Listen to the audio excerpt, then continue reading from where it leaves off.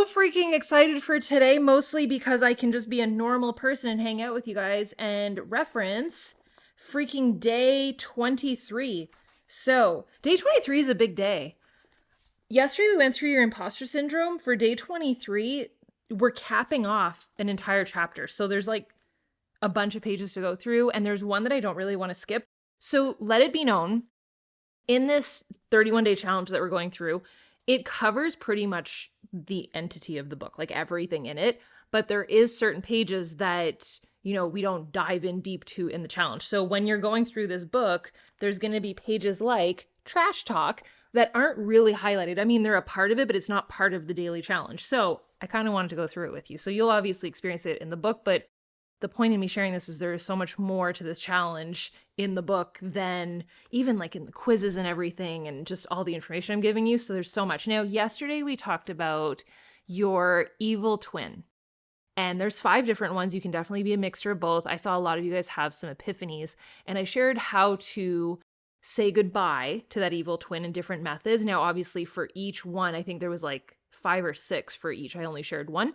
And there's like a whole synopsis as to like how to handle and what to do based off of your own, insecurities and imposter syndrome moments, and just how to let that evil twin see va ko. Andre and I have this inside joke that we say see va ko instead of see you later. Whenever someone's less than ideal, in just a less than ideal situation, you're like, see va ko. It's the equivalent of bye, Felicia. It's pretty awesome. So let's talk trash talk, shall we? Let's start replacing the way that you speak to yourself. So continuing on with the evil twin situation of yesterday, say yes to any of these, okay? So have you ever said, I'm not good enough, someone else could do a better job? If you're human, you've probably said this at some point. Or maybe replace that with, I will reflect on the benefits of taking feedback from others, especially the positive. So if you're trying to do something and you feel like you're kind of not rocking it, feedback can be amazing, and you don't have to feel like a failure doing that. And you don't have to feel like an imposter. I don't deserve anything and everything I do is wrong.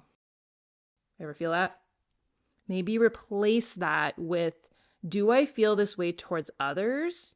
No, probably not. Then why do I believe it to be true for me? I have to outwork everyone else and be the best in all situations. How about we replace that with, I will celebrate all wins with kind words or even a mini champagne toast to me. Why bother? There's no point in life and the world is just unfair. I hear a lot of people say that. It's just unfair and there's no way around it. Replace that with, I will share my fears with a trusted friend and recognize these feelings don't serve me anymore. Everything is my fault and I never get it right. Have you ever felt that? If any of these are hitting, share it in the comments because I feel like this is like such a safe space. And I feel like the connections being made in the chat, by the way, are incredible. So maybe replace that. If you're saying everything is my fault and I never get it right, replace that with, I don't have to prove myself to anyone. My true self is my best self, and it will always be.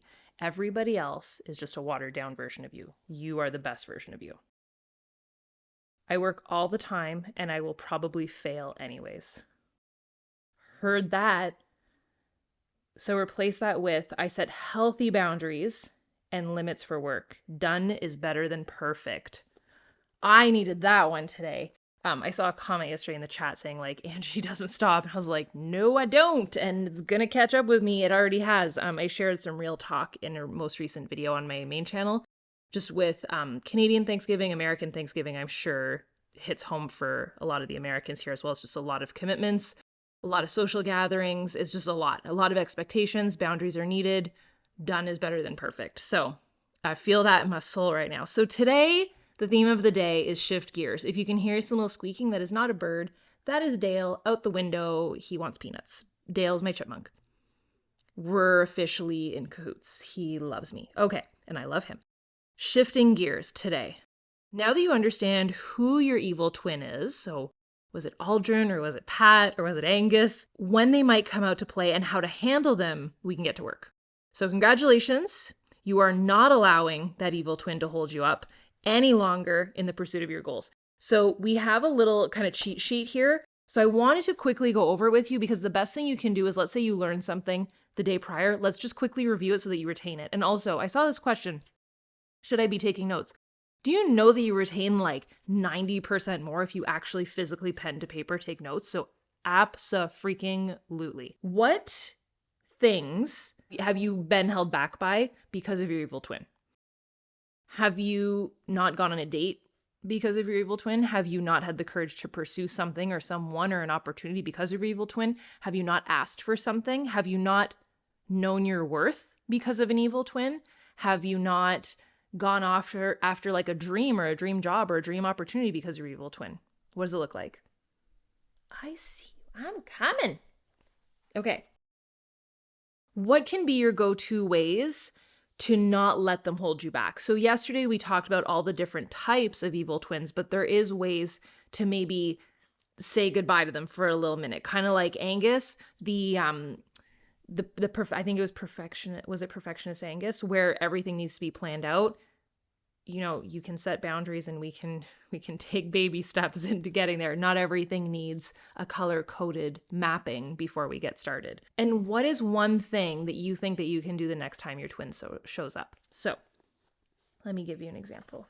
I saw a lot of you guys say that you were Angus, so I'll just give you some of those. Perfectionist Angus. Yes. The green little monster is modeled after me. Andre calls me Angus, that's why. It's my construction name whenever I get to work. And yes, Aldrin is Andre. So some examples of if you are a perfectionist Aldrin. Get into the habit of following through on all your ideas. Use a quick and simple planning system. Got you on that. Don't keep errors a secret. Remember we talked about that yesterday. Don't get caught up just planning. Take the first step. That's a big one. Find lessons in all mistakes. I think that one is the biggest for me, is even if there's an error that could be made, just freaking do it. Remember shooting the name?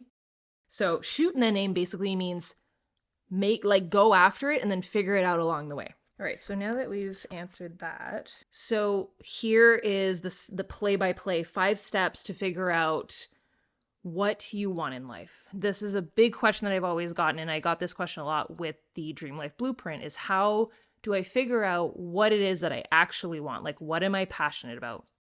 Enter this chapter. So 5 steps. Step number 1 is eliminate all negative self-talk and limiting beliefs, as well as imposter syndrome. So we did that. Determine what you value in life and your career. What is it that you really care about for you and for your future? So if you've ever done the Dream Life Blueprint, you can go into that, and there's so much in there on, I think it's chapter 3 of exactly what you believe to your core, what you value.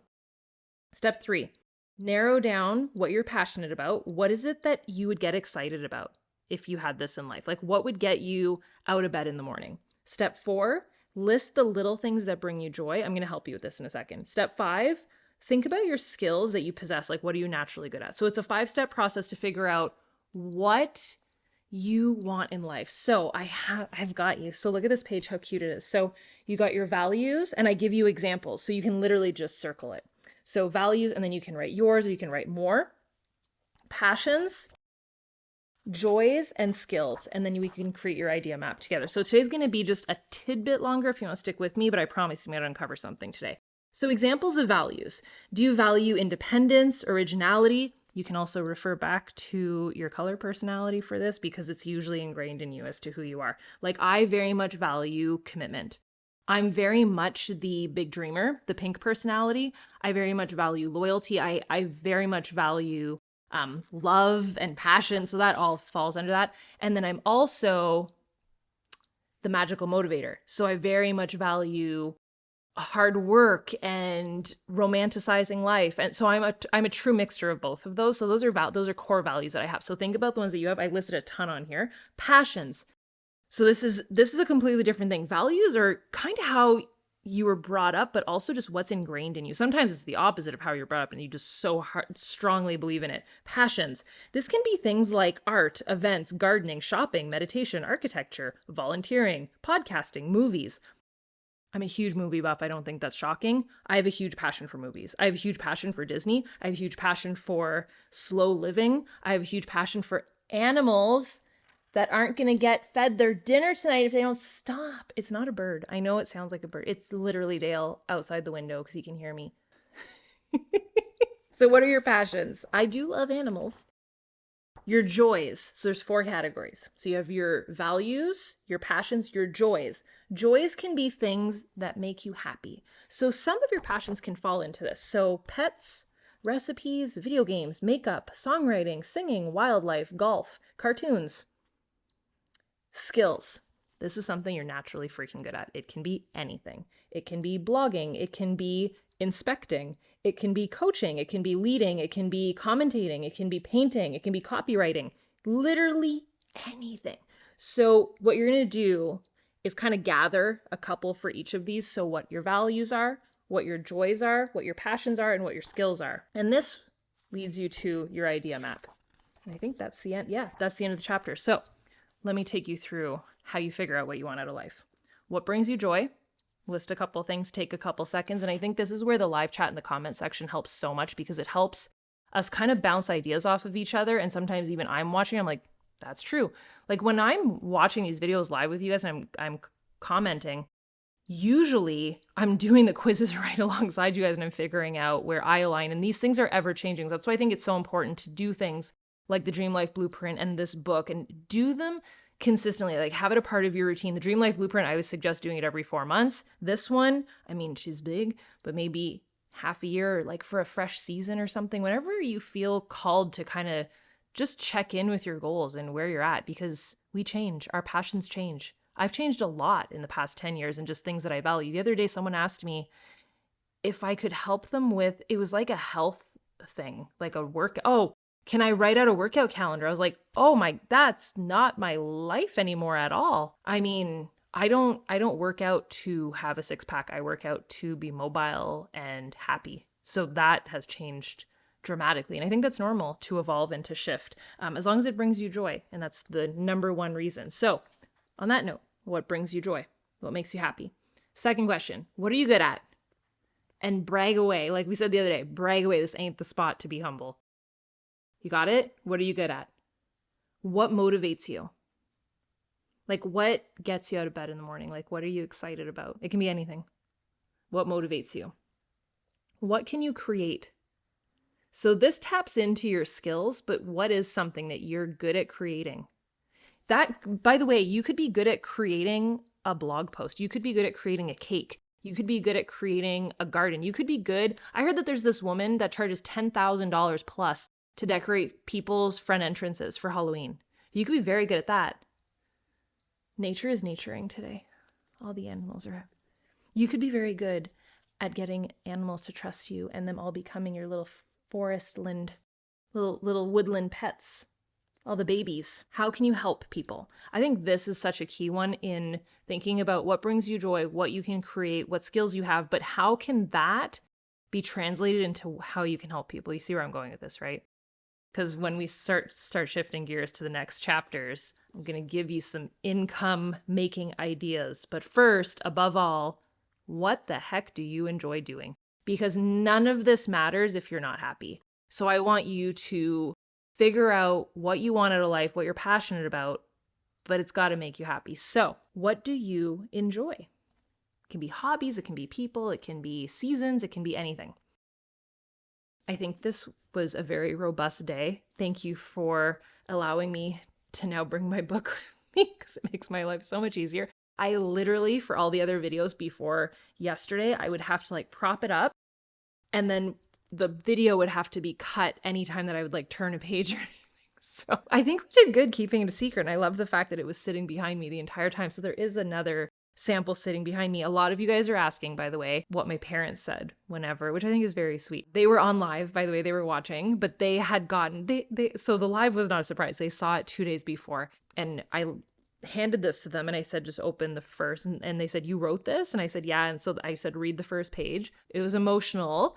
And after watching the live, my mom texted me and she said, we both watched it with our eyes filled with water, and we were wondering if we could purchase the first copy from you. I said, I'll give it to you. But so yeah, they're going to get the first copy, which I think is perfect. So thank you for being a part of this crazy journey of launching the book.